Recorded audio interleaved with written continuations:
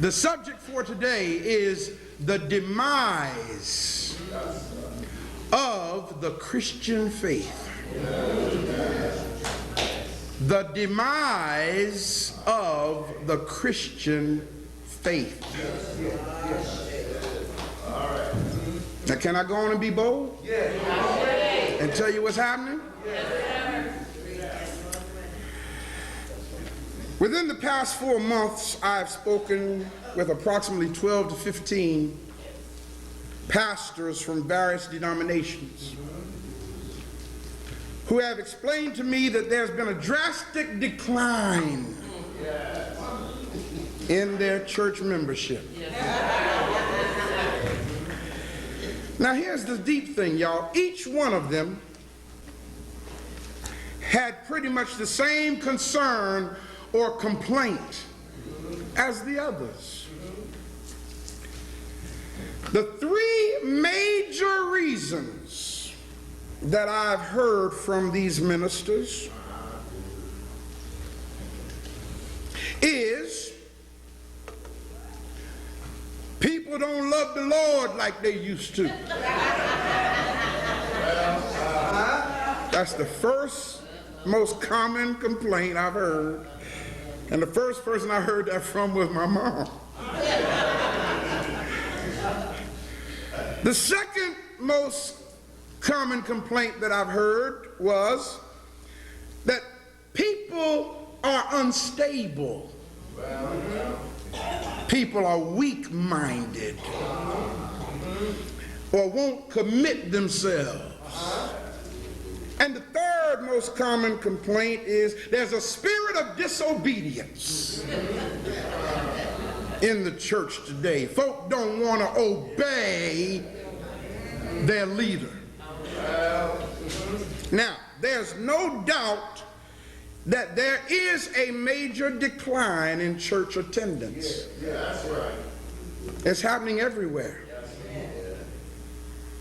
At one point, I took it personal, and I thought, it was in my ministry.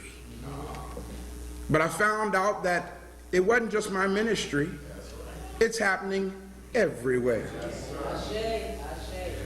But I submit to you, and those who are watching me on television, pastors, teachers, religious leaders, that the major reason why people are becoming disgruntled, discontented, dissatisfied, displeased, unhappy, irritated, and angry with their church is because people are finding out that the hope that they have been given is not real. It's a false hope. You see, y'all, nothing is more devastating to a person than to find out that they've been lied to. Can I get a witness? Nothing is more devastating to a person than to realize that they've been misled, that they've been deceived, or that they've been manipulated. That's devastating. So this is not about the fact that people don't love God like they used to. I found out that people do love God. This is not about people being unstable and weak-minded, and I do agree that there are some unstable people. If you look at some people, you'll see that they don't stay on the same job long. They move from one house to another every 3 to 4 months. Some people are just unstable. So don't expect stability when they walk into a church. But this is not about people not wanting to obey leadership. This is about people who have given their life and their substance to something that they are finding out does not stand up to the test of scrutiny. Doesn't stand up to critical analysis. Doesn't stand stand up to the challenge, doesn't stand up to the undeniable evidence that is now coming to light. You see, in the past, the masses were kept in the dark about what they had been made to believe. In fact, it wasn't until the mid to late 16th century when the incredible Bible was finally made available for the common man, as they say, to read. We need to ask ourselves, why did the Bishop of London send out an order that all copies of the Bible were to be confiscated? Why did he do that? Why did they send out an order that the clergy is to burn all of the Bibles? Why did they issue such an order? In fact, if anyone was caught with a Bible, the penalty was death by burning. Now that's some deep stuff, y'all. Late 16th century.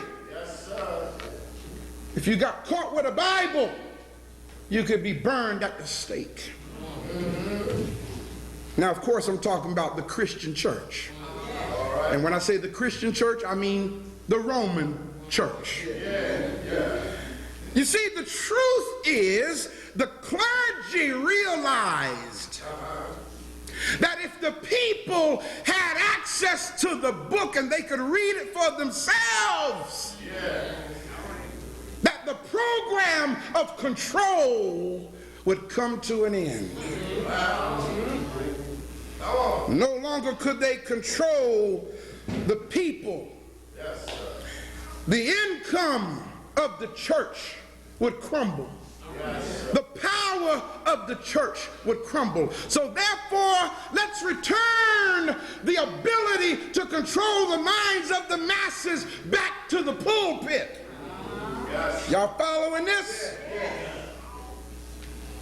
You see, if people's eyes came open, they would begin to challenge the authority of the church. In other words, the veneration of canonized saints would be challenged. The so-called Virgin Mary would be challenged. And if you challenge her virgin birth, then it stands to follow then that you're going to challenge the credibility of this so-called virgin-born baby. They could not allow that. Y'all check this out. In 1515, what year did I just say? 1515. One more time, what year? 1515. In 1515, yes, sir. Pope Leo X, write it down, don't take my word for it. Pope Leo X in the year 1515 said these words. I quote him, "What profit hath not this fable of Christ brought to us?" End of quote. Now, allow me to transliterate that. Here's what the man said. Look at how much money we've made from this tale about a figure that we created called Jesus Christ. Here we see one of the most powerful popes in the history of the Christian church confessing the truth. You see, the problem is that the masses of the people don't know the truth that Pope Leo X knew. The Christian faith was, I say it again, was the most influential belief system in the Western world for more than 1,000 years. But guess what, y'all? It ain't as healthy today as it was 100 years ago. And among black African people, it ain't as healthy today as it was 10 years ago. The reason for this is people are coming to realize the same truth that Pope Leo X spoke about. And thanks to liberation ministries and teachers, black African people are coming face to face with these hard, cold facts at a speed that has to be reckoned with. God has revealed to me that the light of right knowledge, I didn't say the light of knowledge, the light of right knowledge is getting brighter and brighter, and the level of faith that individuals supposedly had in this fabrication is diminishing, because each day the light of right knowledge gets brighter and brighter. This is why the demise of the Christian faith is taking place. You see, one of our out-of-state study group coordinators called me the other day and explained to me that people keep expressing their dissatisfaction and how unhappy they are in their church. We heard testimony this morning of a sister who said, I stopped going to church. You see, people, the program ain't working no more. Our coordinator told me that even though people have said they don't want to go to their church, the dilemma is they keep holding on to Jesus. So I explained to her, I said, the reason for this, my sister, is because people have become bored with the powerless rituals that are practiced in churches. Believe it or not, y'all, folk are getting tired of that little piece of cracker. Not really understanding what it's about. People are getting tired of drinking a little tiny glass of Welch's grape juice, not really understanding what it's about. You see, we have a generation of thinking people coming along. I explained to her, even though people are bored with the rituals, had one brother say to me, at least they can warm the water up. You gonna baptize me while you got to freeze me to death? Here we are in the 21st century, and they still got ice cold water in old-fashioned baptistries. People are tired. They're thinking now, what is that supposed to do? It's deep when you go in the water, a crack at it, and you come out the water, a crack at it. What meaning is there to getting wet and your life has not changed? People are tired of these powerless rituals. And then what's real deep is when people come to find out that the rituals are not based in what is real.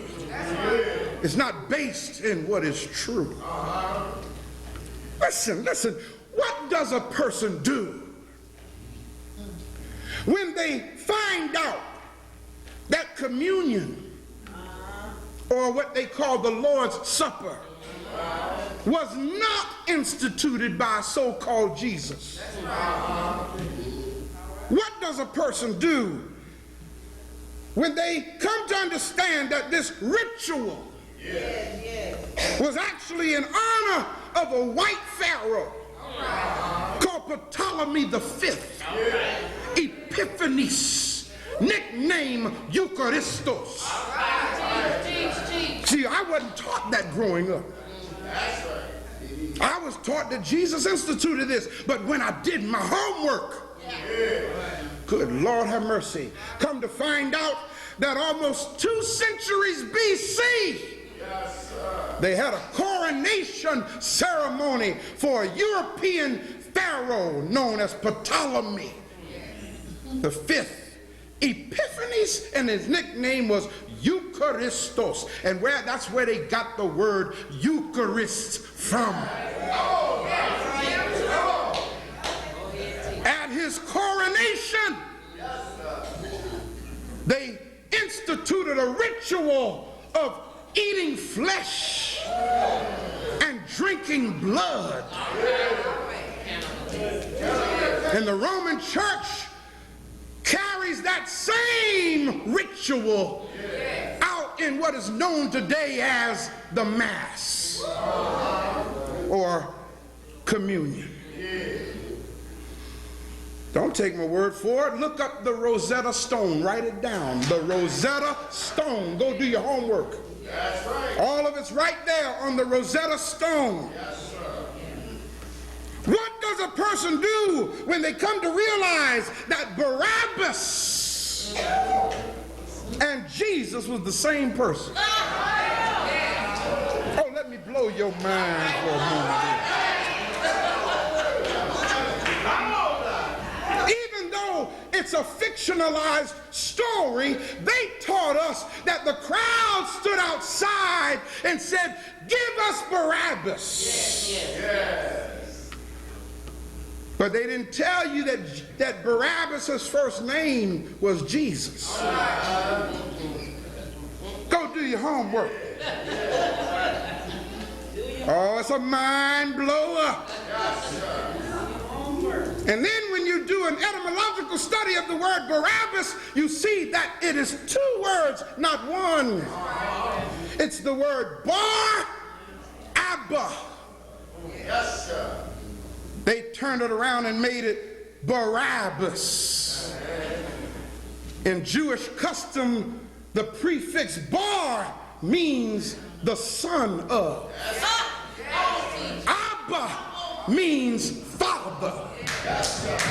His first name was Jesus or Jesus. When you put it together, you got Jesus, the Son of the Father.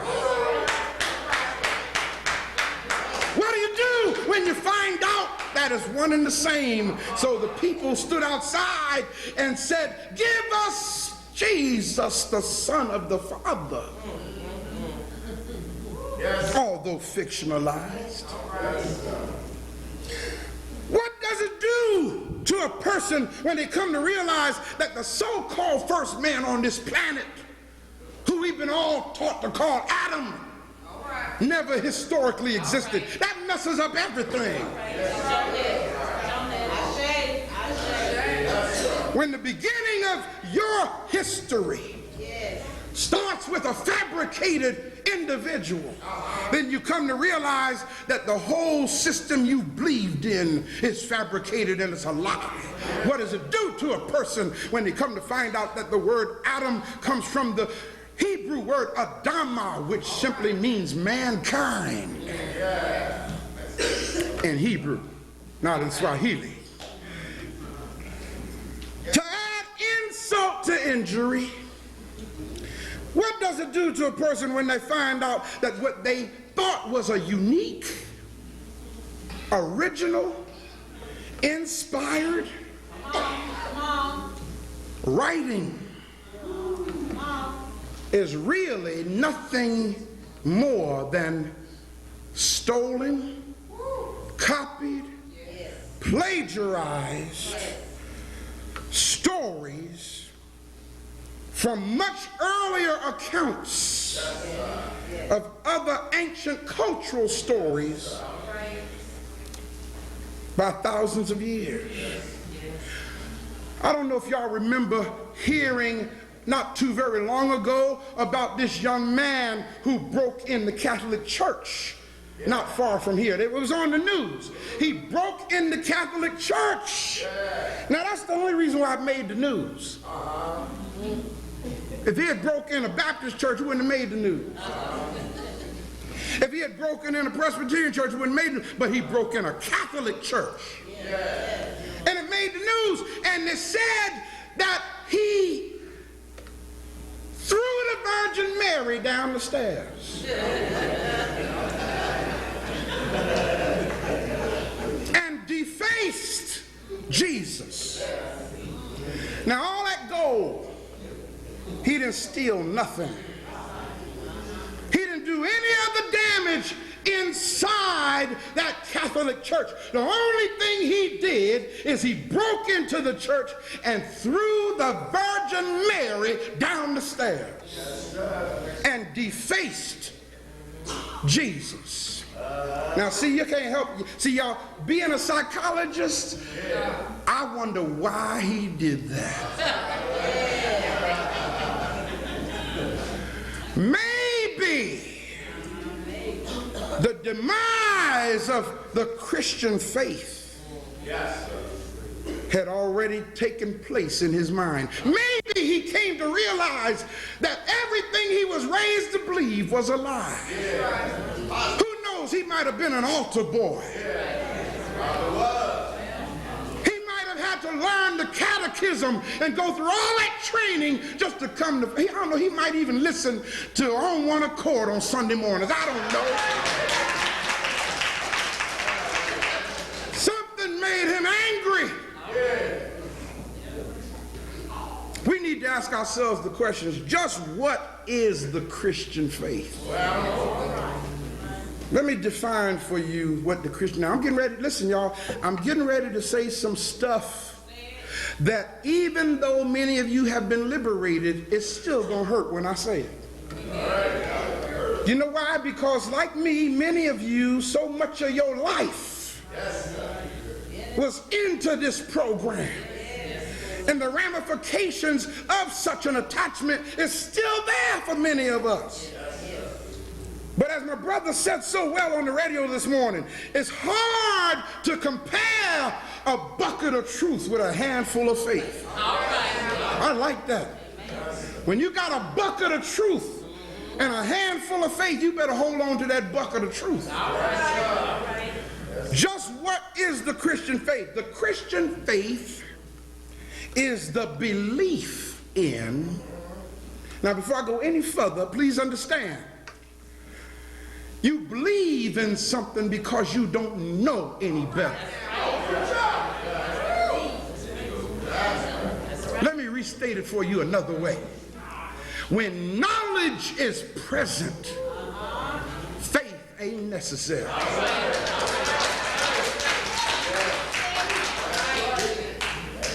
You don't need to believe that I'm holding a cloth in my hand. You know I'm holding a cloth in my hand. But now as deep as when I show you my hand and say, there's a cloth in my hand, just believe it. And you looking at my hand and you don't see no cloth, but yet you believe it anyway, and you're willing to die for the fact that I'm holding a cloth in my hand, and you looking at it and it ain't there. All right now. Oh, that's where we were. Right. You're right. Yes. The Christian faith is the belief in, check this out, a set of doctrines or teachings that were determined and decreed by bishops of the Roman Catholic Church. Not one of them was black. You need to understand this. They decreed these doctrines and teachings in a multiplicity of what is called ecumenical councils. In fact, y'all, there were 21 of them. Starting in the year 325 AD, the Council of Nicaea, under the rule of Emperor Constantine in the 4th century, and from 325 AD to the year 1962. A period of 1,637 years the Roman Catholic Church been meeting. Yes, they have. Changing their teachings and their doctrines over and over, trying to readjust them to fit because they knew they were a lie. All right. Look at the person next to you and say, the lie can't stand but for so long. Sooner or later, the truth is going to come out.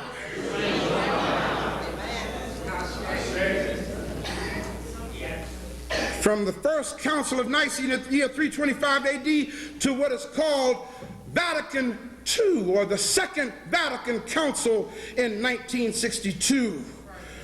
The Roman Catholic Church has been adjusting the doctrines that they made up. However, despite the hundreds of canonical declarations and doctrines established by the Roman Catholic Church. Now hear what I'm getting ready to tell you. However, despite all that, the Christian faith hangs by the thread of one pivotal point. And that is something called the resurrection of Jesus Christ. Later for all other doctrines that they made up. Later for baptism. Later for communion. Later for holy unction. Later for all that. There's this one doctrine that hangs by a thread. Yes, sir. It's called the resurrection of a so-called Jesus Christ. Well, How many of y'all got your Bibles? I want you to read something with me. Turn in your Bibles to 1 Corinthians, the 15th chapter and the 14th verse. 1 Corinthians, the 15th chapter and the 14th verse. One more time. 1 Corinthians, the 15th chapter and the 14th verse. If you have it, say Ashe. Somebody who reads nice and loud, who got a good loud voice. Oh, go ahead, Karen, since you're standing, go right ahead. What does it say? And if Christ be not risen, And if, big mistake already. And if Christ be not risen, what does it say? then is our preaching vain, Our preaching is in vain, and your faith is also vain. and your faith is also vain. That's all that verse says. What a thing to say if he did get up. If he had rose from the grave, let's put it this way. If I knew that somebody rose from the grave, I wouldn't be saying if he didn't get up. I'd be saying he got up, believe it or not. The question, the challenge here is, and if Christ be not risen. Let me transliterate this for you. Transliterated, it would say it this way. If Jesus Christ died and never rose to life, then Christianity is a fraud.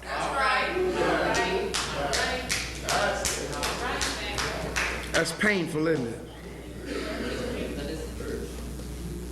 If he died and did not get up, Christianity is a fraud. You know why? Because the entire Christian faith hangs by that one string. yes, sir. That's what that verse says. If he did not get up from the dead, our preaching is in vain and your belief is in vain. Look at the person next to you and repeat after me and say, I know it's painful. And it's not nice to have to hurt you like this. But how in the world can somebody who never existed get up out the grave? I'm sorry, people. I don't mean to be insensitive, but I got to tell you like it is. We're talking about a story that was fabricated by white folk, by the Roman Catholic Church. Don't get angry with me because they lied to you.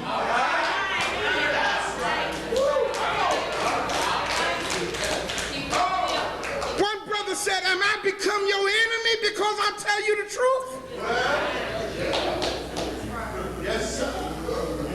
The tragedy here is believing in the supposed historical validity of this one central event is what has given many sincere Christians a genuine and eternal hope in the midst of a hurting and miserable world.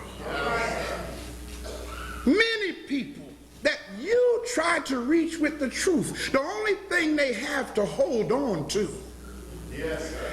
is the belief in that one string called the resurrection. And guess what, y'all? Y'all ever see the cartoons when they're hanging on by a thread, and then the thread or the rope starts unraveling? You know, and it's about to pop at any moment. That's what we are here. Yes, sir. Yes, sir. Praise God. Yes, sir. The very thing I just described to you, scholars know this, and they put it in a movie called The Body. We showed it here. The Body. It's a story, it's a movie about the fact that the resurrection never took place. And the Roman Catholic Church was prepared to take military action to keep that lie covered up. Go get the movie. One of the tragedies in the movie was one of the scholars of the Roman Catholic Church, when this evidence, undeniable evidence, was presented to him, he couldn't take it. And he went up on the roof of the temple and stood there and made the sign of distress.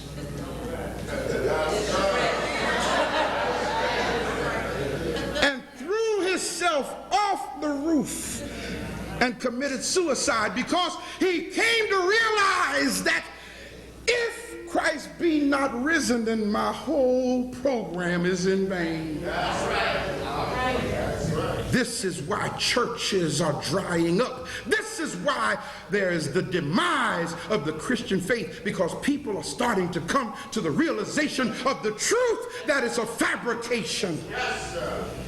Y'all, I'm amazed at what's coming out of my own mouth. Because 15 years ago, I would have punched myself in the face for saying something like what I'm saying right now. But when you come to the knowledge of the truth, when you got a bucket full of truth, you can't compare that to a handful of faith.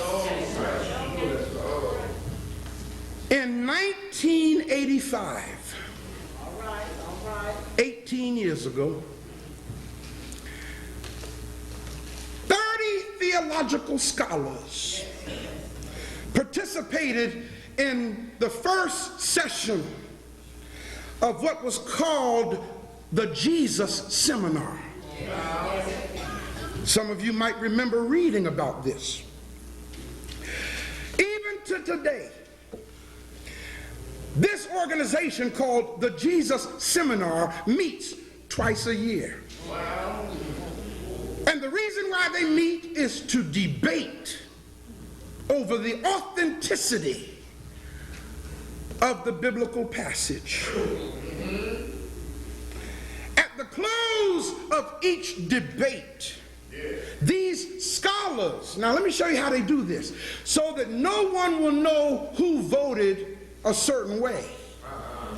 They do much like what they do in the Masonic order. They vote by colored marbles. And they use these colored marbles to vote on the authenticity of Jesus' words or deeds. Now, please understand, the purpose of the Jesus Seminar was to separate historical fact from fiction and mythology. The chairman of the seminar stated in their opening session, and I quote him, and again, you don't have to take my word for this. Go to the internet and type in the Jesus Seminar. It'll all come up. Read it for yourself. Yes, sir. The chairman said these words, and I quote him, "We are about to embark on a momentous enterprise." Y'all hear this? He says, we are going to inquire simply, rigorously, after the voice of Jesus. After what he really said. He goes on to say, in this process, we will be asking a question that borders the sacred, that may even be blasphemy for many in our society. He continues by saying, as a consequence, check this out, as a consequence, the course we shall follow may prove hazardous. Wow. Look at the person next to you and say, they realize this is dangerous. He went on to say, the course we shall follow may prove hazardous. He goes on to say, we may well provoke hostility. Yes, sir. But we will set out in spite of the dangers because we are professionals. Yes. And because the issue of Jesus must be dealt with. Yes. Since that meeting in 1985, 18 years ago, this group of 30 theological scholars, I didn't say 30 Baptist preachers who ain't get out of high school. I didn't say that. I didn't say 30 folk who just got up and say, the Lord called me to preach. 30 theological scholars of the Jesus Seminar have concluded, and I quote, that the resurrection of Jesus from the dead, the virgin birth, all the miracles found in the gospel accounts, and over 80% of the teachings normally attributed to Jesus are all false.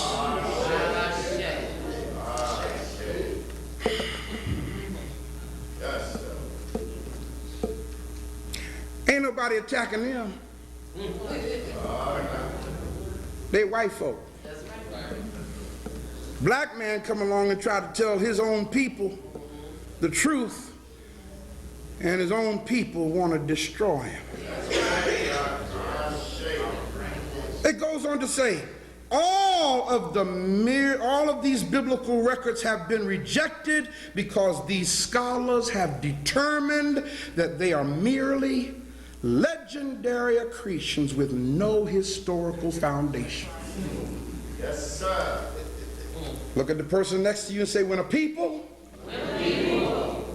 don't have a past, they must create myth to supplement the facts of their existence. We're at a a critical and sensitive point in history, brothers and sisters. The lie has landed. The truth has risen. And people are about to lose their mind. The lie has landed because it can't fly around forever. The truth has risen because truth pressed to the ground will rise again. And people are about to lose their mind because they don't know what else to do. Some will say, well, the Bible said this was going to happen.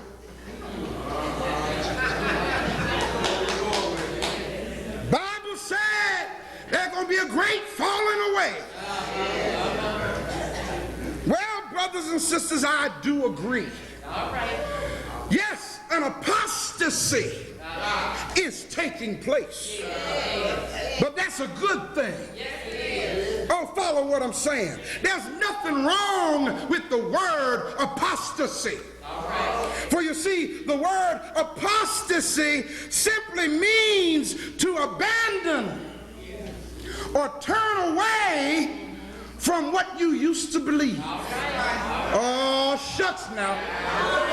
So therefore, in context of the definition of the word apostate or apostasy, oh y'all, I have to confess to you, I am an apostate. I have to confess I'm guilty of the charge of apostasy.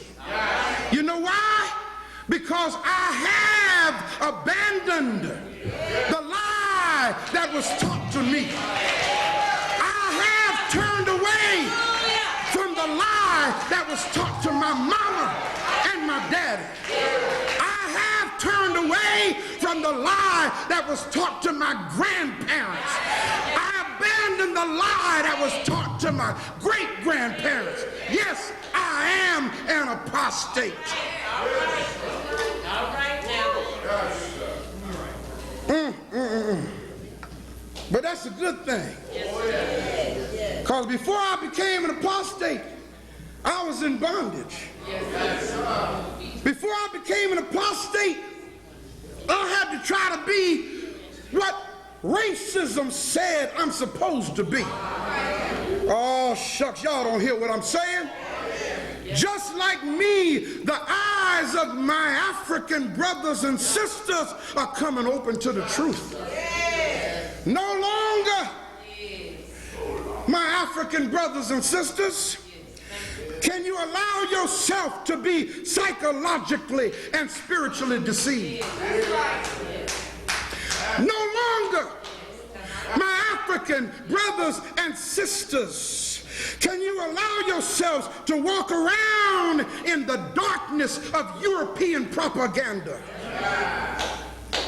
No longer, my African brothers and sisters, can you allow yourselves to attack each other, to destroy each other, all in the name of a religious figure that never existed. Ooh, Lord have mercy. No longer, my African brothers and sisters, can you allow yourself to put your trust in what is not real. No longer, my African brothers and sisters, can you allow yourselves to continue to give your finances and your support to a program that has been designed to perpetuate your enslavement. No longer, my African brothers and sisters, can you expect a God that don't look like you to try to make things better for you. Can't do that no more. Yes, this religious program that was assigned to us called Christianity, it's about to die. It's about to kick the bucket. It's about to breathe its last breath pass away. It's about to lose its power. And the reason for that, y'all, is because one truth can be used as a foundation for a mountain of lies. But God is sending messengers to our people all over the diaspora who have been chosen to dig down into that mountain of lies and grab that one truth that the mountain of lies was built on. And despite the resistance, despite the opposition, God's messengers are getting the power from God to take that truth and put it on top of the mountain of lies. Good Lord, have mercy. Let me close by telling you what's happening. Good Lord, help me today. That entire mountain of lies is starting to shake. That entire mountain of lies is starting to crack and break up under the weight of that one truth that's been set up on top of the mountain of lies. So I tell you, brothers and sisters, you gotta be careful. Pastor Ray, be careful. Mentuotep, be careful. Brother Eldridge, be careful.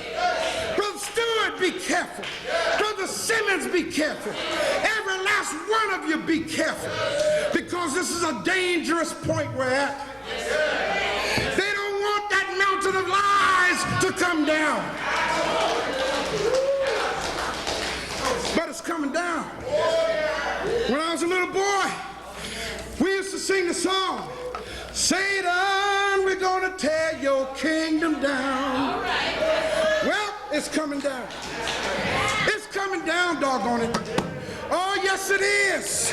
It's coming down. So I'm asking you today, lift up your head and rejoice with me, because the reverberation of the truth is going to awaken our people.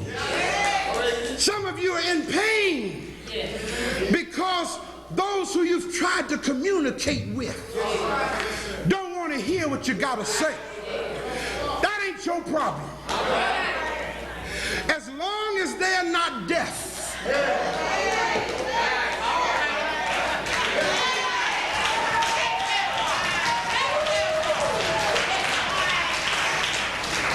As long as they can hear sound. I'm reminded of Brother Eldridge's testimony. He used to say to me, bruh, Doc, my wife is having a hard time with this, but I leave the computer on so she can hear the teaching. That's what does it, y'all. Truth. The reverberation of the truth. People may not want to respond to it, but it's so powerful that once it reaches your eardrum, your brain takes over from that point. Like it or not, your brain grabs hold of what your eardrum heard. And even though it messes with your paradigm, you may walk around with your lip hanging out, but your brain is digesting what your eardrum heard. And I got news for you. I'm happy today. I'm happy because I see the awakening taking place. Our people got to wake up. Because God's truth will not return to him void, but it will accomplish that what it was sent to do. And because of that, Africans and Africa will be free. Ashe.